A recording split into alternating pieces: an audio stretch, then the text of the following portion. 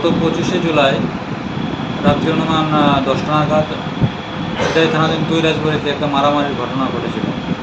সেখানে দানিয়েল দেববর্মা এবং কাথার দেববর্মা দুজনকে খুব ব্রুটালি মারা হয়েছিল।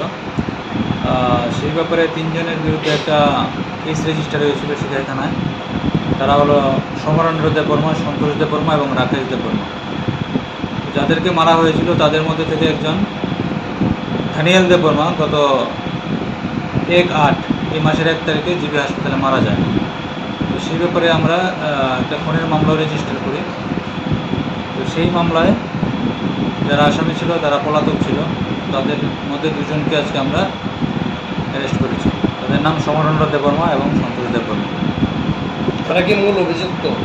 মূল অভিযুক্ত, এফআইআর নাম ছিল তাদের। আর কেউ কি যুক্ত আছে? আরেকজন আছে রাকেশ দেববর্মা, সে এখনও পলাতক। স্যার, দুজনকে আপনারা কোথা থেকে গ্রেপ্তার করতে সফল হলেন? তাদেরকে আমরা আজকে পেশাতক থেকে নিয়ে এসেছি।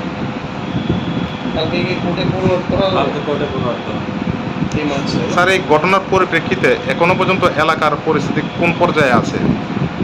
যাদের ভিকটিম ফ্যামিলি তাদের মধ্যে একটা তারা খুবই ইমোশনাল হয়ে আছে। এটার জন্য এতদিন হয়ে গেছে আসামিটা গ্রেপ্তার হয়নি।